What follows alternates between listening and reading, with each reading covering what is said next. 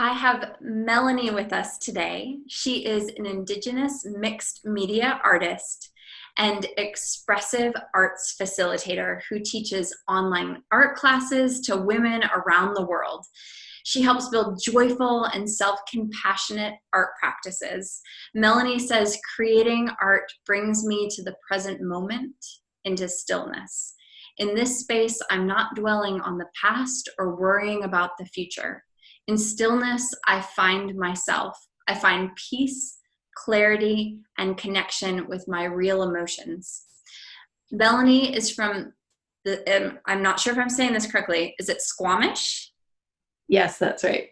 Squamish First Nation in Vancouver, Canada. She lives in her community with her wonderful husband of 19 years, and she draws from her traditional ancestry and teachings in her art practice. In her art, she depicts the strength, realness, and vulnerability of women. She believes art has many medicines to share with us: stillness, joy, connection, and by building a self-compassionate art practice, we can experience these medicines on a regular basis. Melanie, thank you so much for being here with us today.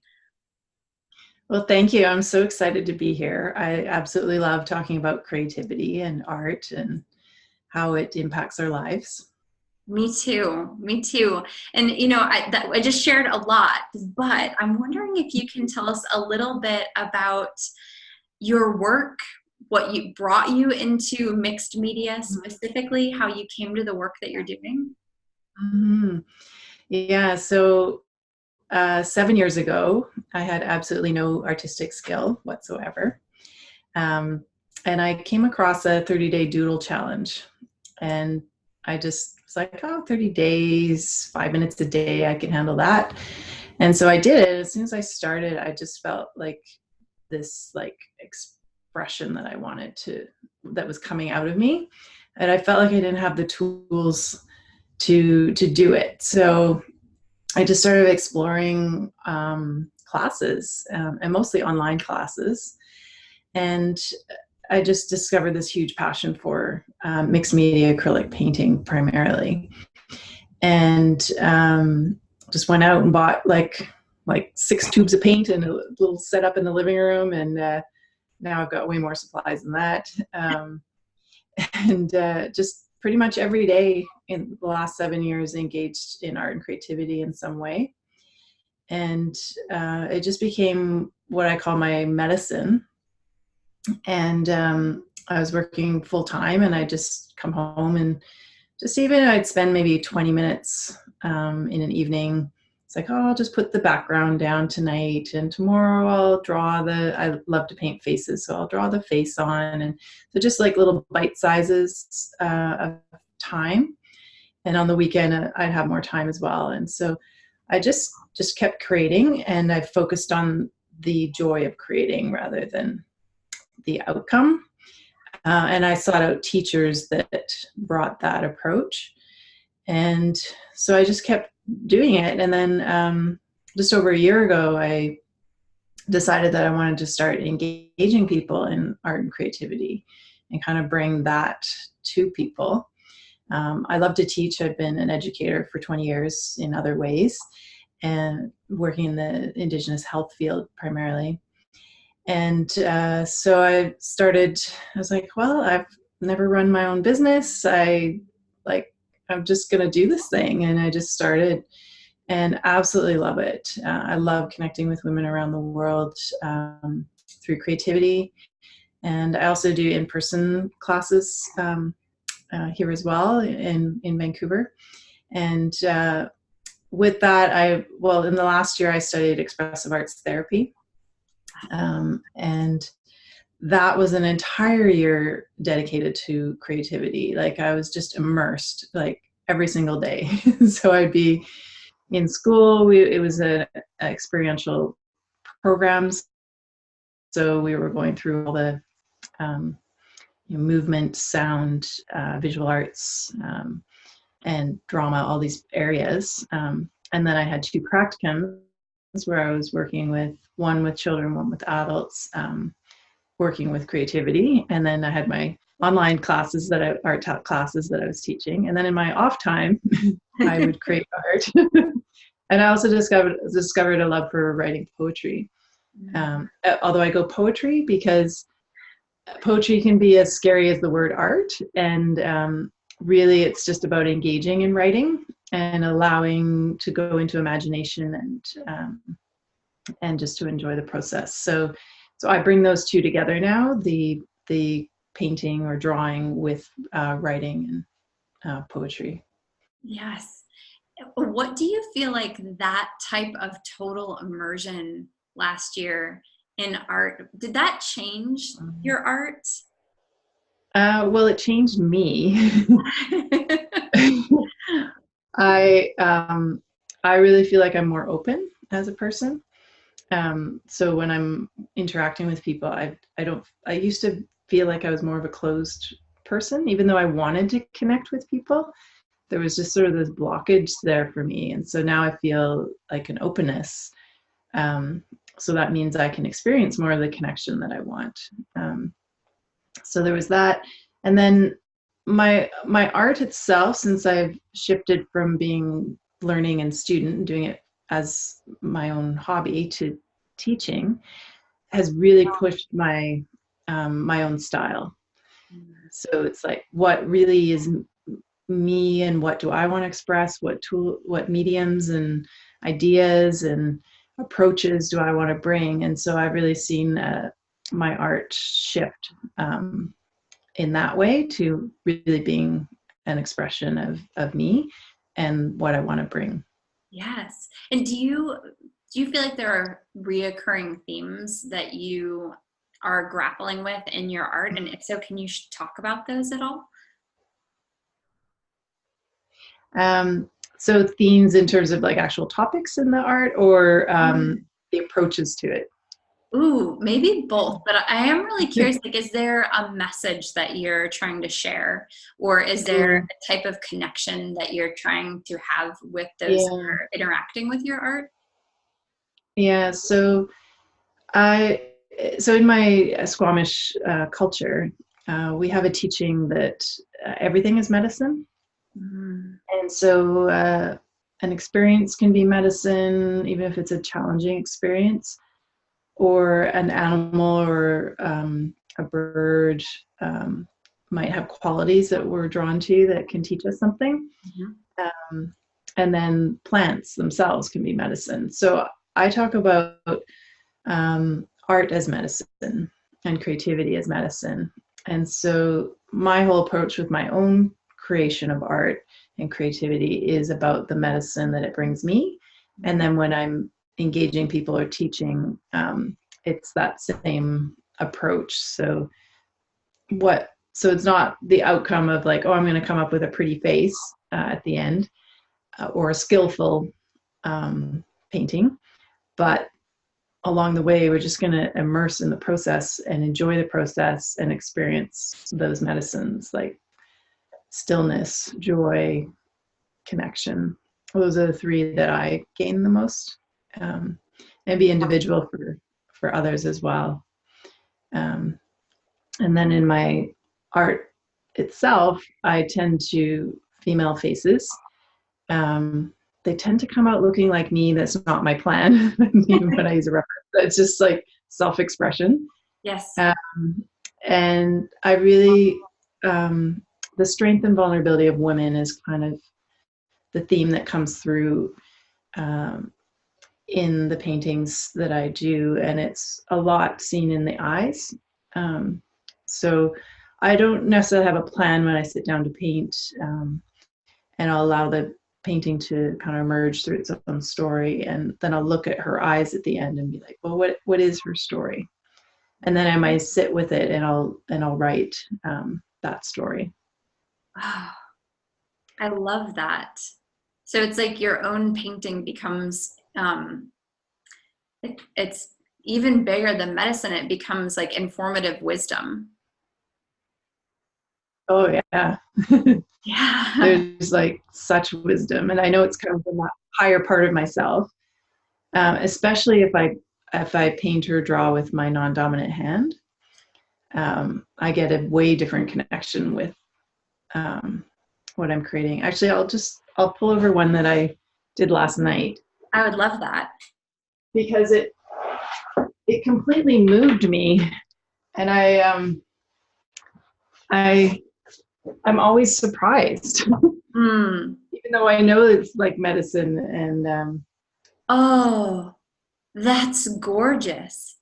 that was all my non-dominant hand, and it came out differently than if I would have used my dominant hand. So I do a lot of tree women. I bring in a lot of like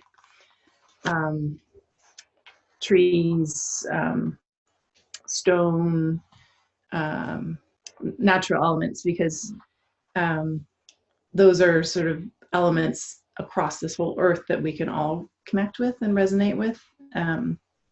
Because when I'm teaching from my own culture, I also want to be careful what I'm sharing, because some of that can be kind of taken and used, misappropriated. So I always look for ways to share authentic teachings, but in a way that resonates for people across different cultures.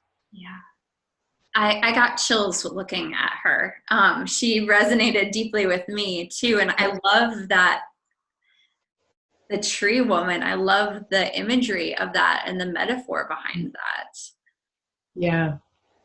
Thank Yeah. you. And then you can go into the imagination, like, who is she, and what are her strengths, and who does she like, what's her community, and just like making up this whole story in our imagination is also very healing. Yeah.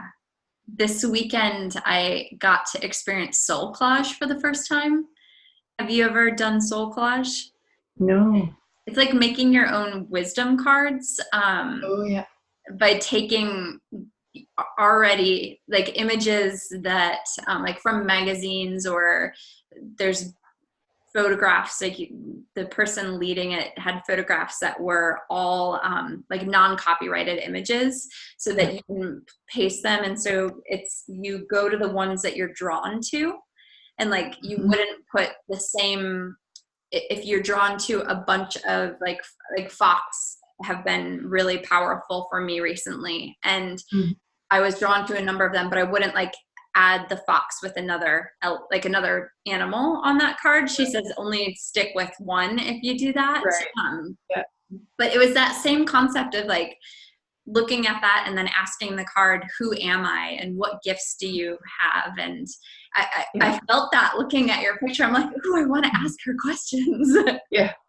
And this is actually a part of a little mini course that I have called Arts Medicines.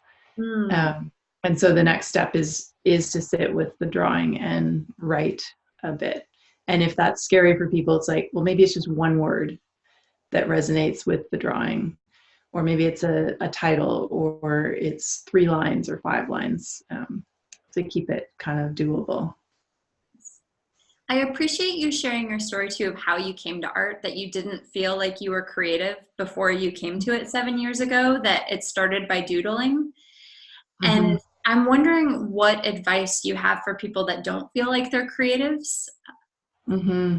Yeah, so many people seem to think that art or creativity is like some sort of innate thing, and you have it or you don't have it.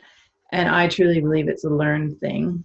And just like, I like to call it art practices, like yoga practice or anything that we do, or meditation. The more we do it, the more we kind of open up that ability. So I think people say, oh, well, you must have had that in you, or an innate talent. It's like, well, I think what I had in me was a passion for it that I didn't know was there. And if there's that interest or that passion, then you can kind of cultivate it and learn and grow with it. But I really strongly emphasize self-compassion, because many of us have those inner critics in our heads, and inner art critics and creativity critics. And even till this last year, I didn't really believe I was creative. And going through the expressive arts therapy 10-month intensive program, being immersed in it all year, I finally now can say I feel like I'm creative. Um, so there's just these really strong messages in our heads that come from society. I don't think the way that we're taught how to engage in creativity and art or singing or dance or any of those things is usually skill based versus enjoyment based, or the benefits you get from it. So we have to counter all that, and what in our culture is, they have to meet the medicine halfway. So if you're going to take a plant medicine, you would want to meet it halfway so it can do its job for you. And same with the art medicine. So I believe the self-compassion is the way to meet the medicine halfway. So I have all kinds of tricks to kind of trick my art critic to get me to engage, because I still, every time I sit down, the critic's there saying, oh, you'll never create anything that you like ever again. Yeah. Do you want to share one or two of those tricks? Yeah. So one is knowing that voice is probably not going to go away. Mm. Um, so being more mindful of it, and just because if you're not mindful of it, it just subconsciously runs you. But then I'll take a step back and I'll say, my inner art critic is telling me that I'm never going to create anything good ever again. So then it's like a step removed Mm-hmm. from the actual thought, as the thought being truth. So that's one. It takes a bit of effort to do that. The other is just like using my non-dominant hand. It's like, well, yeah, it's going to be wobbly and it's going to look funny, and it just sort of lowers the expectations. And then just doing things in small chunks. So getting started, I find, is sometimes the hardest part. So sometimes I'll just, if my art desk is messy, all I'll do is clean it off. And that's the only thing I plan to do at that moment. And then at another moment, maybe it's even the next day, I'll pull out the supplies for the next thing I want to do. So they're sitting and they're waiting. And still not with the expectation that I'm actually going to sit down. But then they're kind of sitting there and they're just like calling to me. So you let them woo you. Yeah.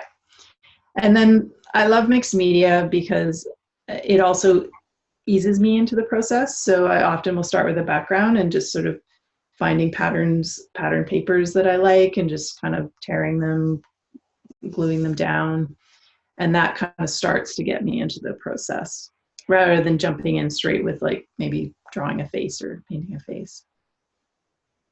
I love that. Thank you Yeah. so much for sharing all of that. I feel like I could talk to you and ask you questions all afternoon, but I want to be mindful of your time, and you've been so gracious, and I know you have a gift to share that I'm really excited. Would you mind sharing what that gift is and how folks can access it?